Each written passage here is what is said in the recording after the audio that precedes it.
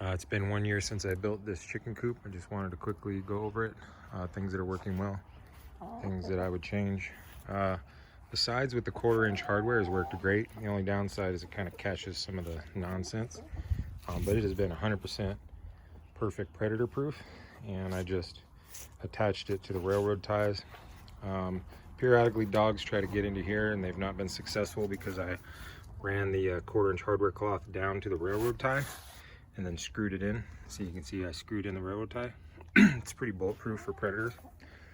If I were to change the hutch, one thing I didn't think about is this is really poorly insulated.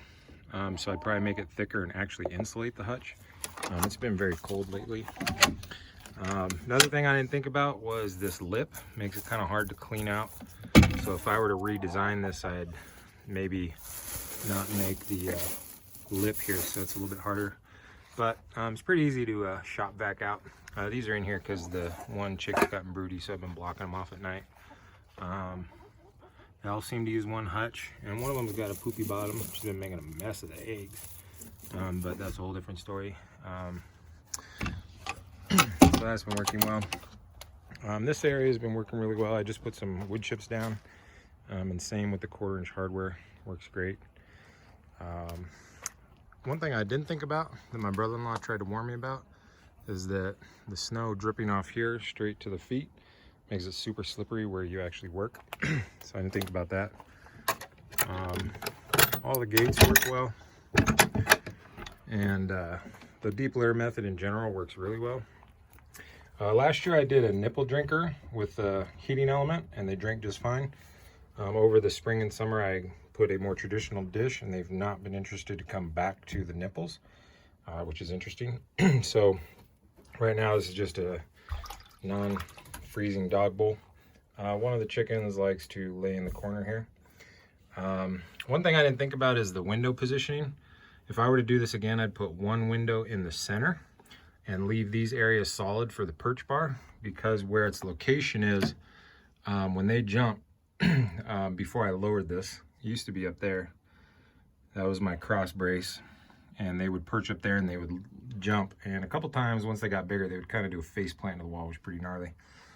So I lowered it down and brought it back. And ideally, I'd put it right in the center of this window as far as location. So unexpectedly, the windows made it really awkward for my perch bar heights.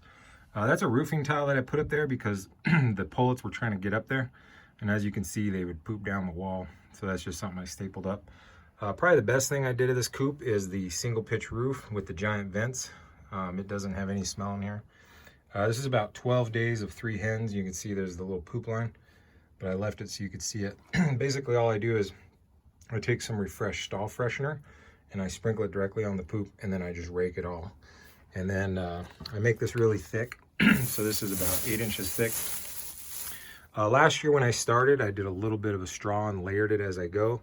What actually works best is to put down a couple inches of aspen shavings or pine shavings or cedar shavings. As long as you don't do a million of them, it's okay. But the aromatic compounds of the cedar and whatnot can be hard on the chickens. Anyways, it's important to put like a sawdust layer on the bottom. And then in this 4 foot by 8 foot footprint, I put basically 3/4 of a straw bale all at once. And I literally pile it up. This board right here is 8 inches to the ground. That works really well. And so when you rake the chicken poop, it has a place to go and falls down the depth. And then the amount of aeration in the straw keeps it from smelling. So I've changed the straw out 2 times. So basically every 6 months. And I just did it again a couple weeks ago before the rain. Roof's been fantastic. A little drip edge. This is the first roof I did. That all worked really well. I'm trying to think what else. One interesting thing is that's worked really well.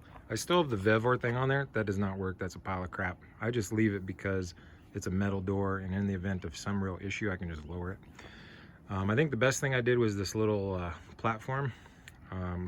So they don't have a ramp. I think it keeps them fit. I read some research that some of the hens will stop laying once they get to a certain level of obesity from not physical activity. So they seem to really like jumping up onto the perch. If I was going to redo this again, I would just make one solid piece at the lower depth. This side perch has worked really well. And up until the freeze, this bowl's actually been working really well. And then what I do with the straw here is try about once a week, I come in here with a shovel and turn it. And what I'm doing is I'm incorporating the straw into the soil. And that's what keeps the smell and the manures down. And then only one time this year did I have to scoop this all out. So at the end of the season, I guess you could say, before the winter, I went and scooped all of this out, and it was like 5 wheelbarrows full, which was pretty crazy. One thing I didn't expect is sometimes when I spook the chickens but need to get them, they run to the very back. And so I need to put a door out the back. But here in the winter, this bottom part under the coop is pretty priceless because they can be out here scratching and pecking and hunting for food and doing a dust bath and stay completely dry, even if it's in the middle of a snowstorm. The A-frame thing I made for strength, and we've legit had 70 to 100 mile an hour winds off this mountain. And the A-frame has kept strong. There was a little bit of shifting and warping, but all in all, it's remained very strong. The only downside is when you're working with a shovel, it does get pretty narrow in there. That's a fly thing that was completely worthless. Didn't catch a fly, but it did get some feathers. So all in all, really happy. I would definitely do this again. Not a whole lot I would change, but those are the things I would change. Here's my acrylic windows. So there's 1/4-inch hardware cloth on the inside and just basic plexiglass, and that's actually worked really well. In the summer, I left this side on, which is east is this way, west is that way. And I take off those 2 windows, and between the exit out the top and the 2 side windows here, it gets most of the day shaded and the airflow works really well.